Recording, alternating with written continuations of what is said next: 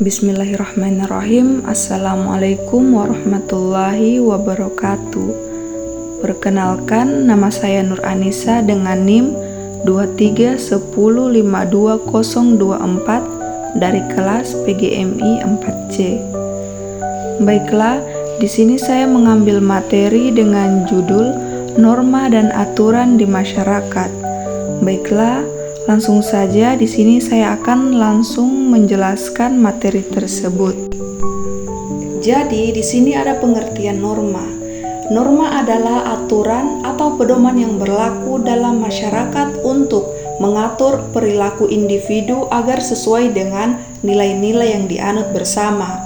Norma ini bersifat sosial, artinya dibentuk oleh masyarakat dan bertujuan untuk menciptakan keteraturan, kedamaian, dan keharmonisan dalam kehidupan bersama.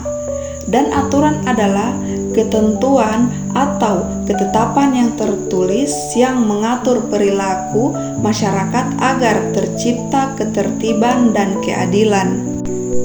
Yang berikutnya ada fungsi norma. Jadi, apa saja sih fungsi norma? Yang pertama itu ada menjaga ketertiban sosial. Norma berfungsi mengatur perilaku individu agar sesuai dengan harapan masyarakat. Dengan adanya norma, setiap orang tahu mana yang boleh dan tidak boleh dilakukan.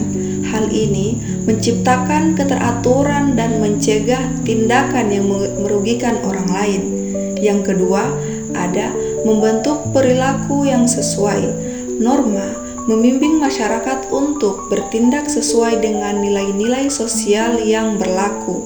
Ini membantu membentuk karakter dan kepribadian yang cukup baik.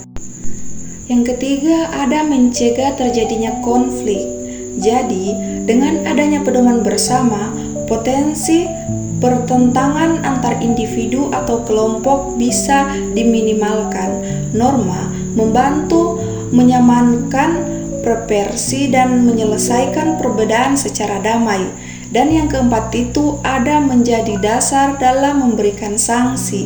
Norma menentukan batasan perilaku. Jika dilanggar, pelaku bisa dikenakan sanksi sesuai dengan norma yang dilanggar, baik sanksi sosial, moral, ataupun hukum. Selanjutnya ada macam-macam norma. Jadi yang pertama itu ada norma kesusilaan, yang kedua norma kesopanan, yang ketiga norma agama, dan keempat norma hukum. Baiklah, di sini yang pertama ada norma kesusilaan. Jadi norma kesusilaan adalah aturan atau pedoman hidup yang berasal dari hati nurani manusia yang berkaitan dengan nilai-nilai moral tentang baik dan buruk. Norma ini mengatur perilaku seorang agar sesuai dengan standar etika yang dianggap layak oleh masyarakat. Dan yang kedua itu ada norma kesopanan. Norma kesopanan adalah aturan hidup yang berasal dari kebiasaan, adat istiadat, atau tradisi dalam masyarakat yang mengatur cara seseorang bersikap dan berperilaku agar dianggap sopan dan diterima secara sosial. Yang ketiga itu ada norma agama.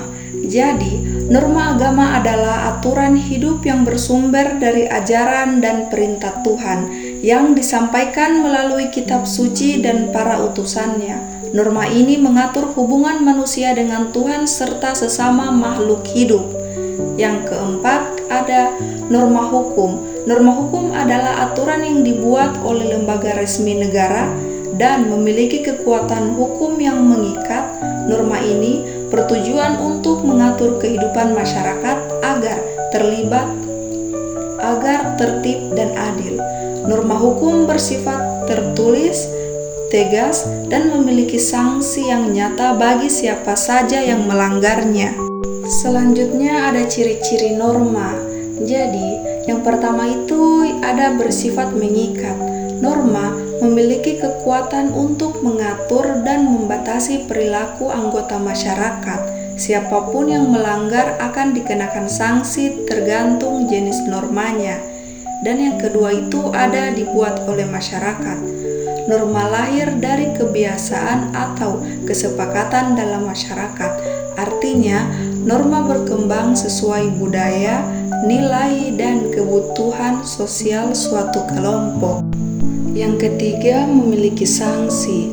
Jadi, sanksi bisa berupa teguran, hukuman sosial, atau hukum resmi seperti denda atau penjara, yaitu tergantung jenis norma yang dilanggar. Misalnya, norma hukum lebih tegas sanksinya.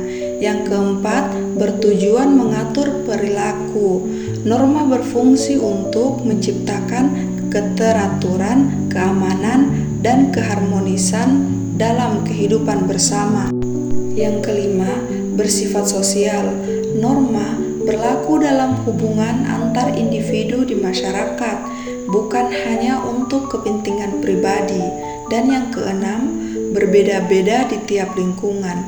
Jadi, norma bisa berbeda antar daerah atau budaya, tergantung nilai dan kebiasaan setempat. Yang berikut ada sanksi atas pelanggaran norma. Jadi di sini ada norma agama, norma kesusilaan, norma kesopanan, dan norma hukum. Jadi yang pertama itu ada norma agama, yaitu aturan yang bersumber dari ajaran Tuhan. Sanksinya bersifat spiritual, seperti dosa atau hukuman di akhirat. Yang kedua, norma kesusilaan. Aturan yang bersumber dari hati nurani. Sanksinya rasa bersalah, penyesalan, atau dikucilkan secara moral. Yang berikutnya ada norma kesopanan, yaitu aturan berdasarkan adat, kebiasaan, atau tata krama. Sanksinya yaitu celaan, malu, atau dikucilkan secara sosial. Dan yang terakhir itu ada norma hukum, aturan yang dibuat oleh lembaga resmi negara. Sanksinya tegas dan mengikat secara hukum seperti denda, penjara, ataupun hukuman mati.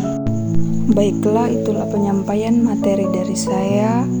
Jika ada kesalahan, saya mohon maaf. Wabillahi taufiq wal hidayah. Wassalamualaikum warahmatullahi wabarakatuh.